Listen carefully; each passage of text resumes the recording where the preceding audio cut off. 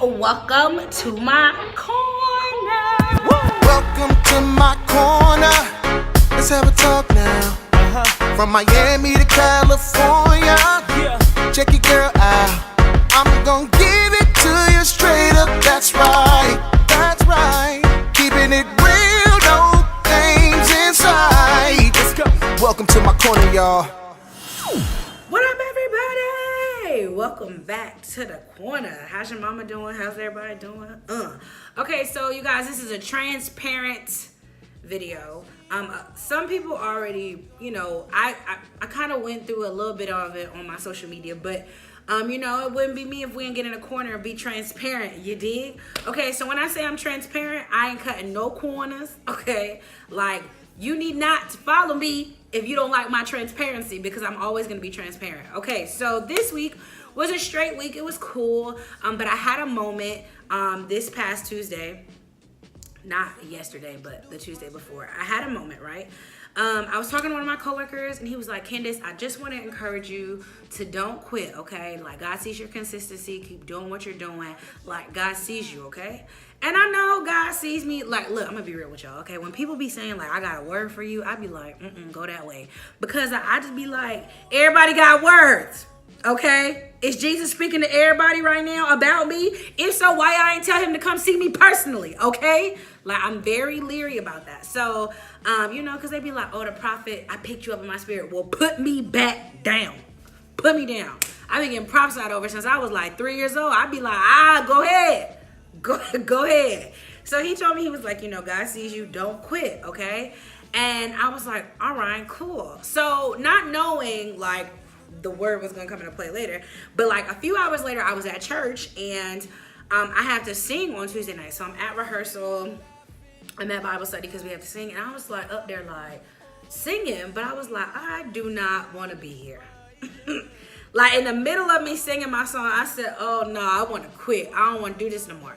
Like, I don't want to do this. Like, I'm done, tap out, I'm finished, right? And like, I was so exhausted, so tired, so burnt out, so over it that like I cried. And I ain't no crier. Like, things Candace do, she don't cry ever, okay? I'm not a crier. And so, I was a little burnt out. So I text my parents, and I was like, okay, can you pray for me? And it's hard if you text your parents to be like, pray for me, because they be like, what's wrong with you, girl? So anyways, I just told God, like, I was like, I don't want to do this. Like, this not fair. Like, I don't know if it's just me, but look, I be praying for things and everybody getting what I'm praying for, okay? Or because I know God has a purpose for me and a vision for me and a huge plan, I know that I can't do what everybody else do, and it sucks. Do y'all know how bad I want to do ratchet things with my friends? I can't do it because it's like, I got places I gotta go, and if I get distracted with you, I can miss everything that God's supposed to do for me. Like, I have seen, like, when I laid my head down, like, God had given me a dream of everything I was supposed to do, and I was like, oh, it's lit, future real bright, you dig? But I know that I can't allow one moment of pleasure to, wipe out completely everything that I need to do. So it's a little lonely, and I can't really explain to people what I see in my head because they think I'm crazy. And I can't explain to people how I feel because they think I'm automatically going to go back to my depression stage and be suicidal. So sometimes I literally just have to harbor all my feelings on the inside and cry to myself out loud on the inside. Like, I literally only got Jesus. Do y'all know that I've been in New Orleans about 4 years, almost 5, and I ain't got no friends? Like, I mean, I got people, but I ain't no friends. Because to me, a friend is someone who, like, when I'm bleeding, they cover me and they can heal me, or they can know to somebody to heal me. You know what I'm saying? Like, I ain't got that here. And even the friends I do have, I can't explain to them mentally what I'm going through because they don't get it.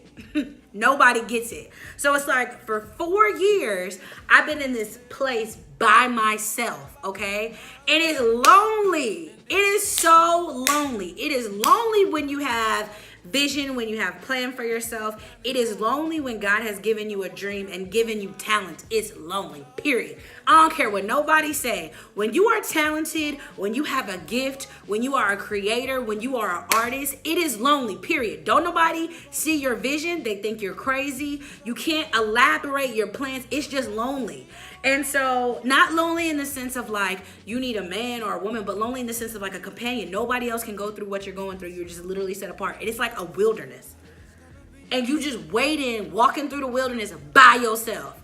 And so, for like the past 4 years, this has really have been my life. Now, I think over the years, I have gotten better in the wilderness. I've gotten better with being by myself. But at first, I was like, oh, Jesus, you know? And so I thought about quitting. I was like, I don't want to do this. Like, it's not fair. I want some friends.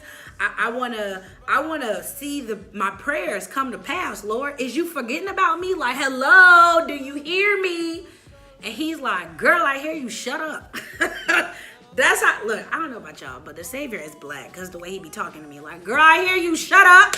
Can you be quiet? I'd be like, all right, Jesus. And so I wanted to quit, right? And then I was reading my mom's book. It's a plug. My mom got a new book out. It's a devotional book called Bowing Before Breakfast. Here it go. It's gonna be alright. It's gonna be alright. And so my mom's book has this chapter called Mission Essential. And she's talking about like you have a mission before you were created for this mission.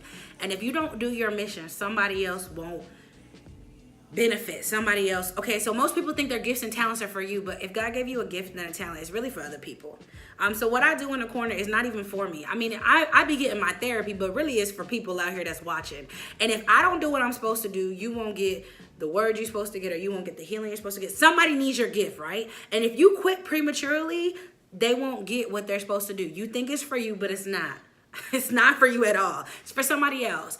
And so every place and every position that you're in really will make sense later. I know it sucks, but it really makes sense later. So you can't quit. And so, you know, I was like, dog, I can't even quit if I want to because so many people are relying on me and I don't even know it. And so the other part about it being a little lonely is like, I don't have anybody to pour into me. I don't know about y'all, but you know what I mean about the strong friend? Check on the strong friend. The strong friend is really the weakest. I want y'all to know. I'm the strong friend, okay? Everybody call me to tell me their business. Don't nobody call me to say, oh, Candace, how's it going? Tell me your dreams and your plans. Most of the time, when people call me, I just let them talk. Like, I just be like, okay, well, what do you want me to say? Well, what do you think? All right, well, this is what I think. I got one person in my life that literally calls me and says, tells me about their life, and then I tell them, and then he literally pours back into me. So literally I'm not getting taken from and being poured into, right? So what was happening is, in addition to me being in this lonely season, I'm poured out. Like, I keep pouring into people. I keep giving them words of encouragement, because what y'all don't understand is when I'm not in the corner, people message me for words of encouragement. People calling me, texting me. So I keep pouring, and then I'm poured out. So how can I pour from an empty cup? Self-care. Ding, ding, ding. You got to take care of yourself. If you're the strong friend, or you're the friend that you got to take care of yourself. Like, you need to take care of thyself, okay? You need to, when you're pouring out into people, when you're encouraging people, somebody got to encourage you, okay? And sometimes you just got to wipe your hands and be like, look, I'm going to let you be stupid. I'm at this point in my life where I'm letting my friends be dumb. Like, I'm not going to let them kill themselves, but look, sis, if you want to go with this man and he been cheating on you 10 times, go ahead, sir. But when he break your heart, don't call me, because I ain't picking up no pieces. You see what I'm saying? Like, if you want to make bad decisions, understand that there are consequences for your actions. And I can't keep pouring into, I can't keep doing it. I'm going to pray for you from a distance. And so I was lonely. I'm poured out. And I want to quit. So, like, now, after reading and getting Michael Todd's sermons, I realized, like, you can't quit. You need somebody to pour into you. You got to take care of yourself. And it's going to make sense later. I know it sucks. I know you're tired. I know you don't want to do this. I know you hate your job. I know you hate it. You like, man, why I got to be here? I hate doing this. This is not what I'm purposed to do. It's cool. When you know what you're purposed to do, you'll understand that every single part of where you are makes sense later. When you're purposed, okay? Not out here just doing things purpose. First thing you got to do is find your purpose. It took me 26 years to figure out what God had for me to do. 26. I lie to y'all not. I just figured it out actually 25, last year. But when you're purposed, you realize that every single piece, it all makes sense. So yes, I'm in the wilderness. Yes, it's pretty lonely, but I'm learning to love the company of myself. I'm learning so much about myself. I'm more accomplished. I'm reaching more people. And I'm not gonna quit. You know, I'm tired. I'm not gonna lie. Sometimes I'll be wanting to quit, but I'm not. I'm not gonna throw away my shot. I'm gonna shoot my shot. I'm gonna do what I gotta do. So that's what I wanted to encourage you. Transparency. This is where I'm at. It's a beautiful space. It seems like, you know, some days are better than others. Some days I'm tired. Some days I want to quit. Some days I feel like, dang, does anybody hear me? But I know God sees me. I know that he hears me and he hears you too. So whatever you're praying for, don't stop praying. Whatever you're tired of, just, you know, give it to him and find you some good friends that can pour into you, man. All right, so we'll be back in the corner next week. We're supposed to be back with church myths, so I got a few. But yeah, I love y'all, and I just wanted to encourage y'all. Keep doing what you're doing.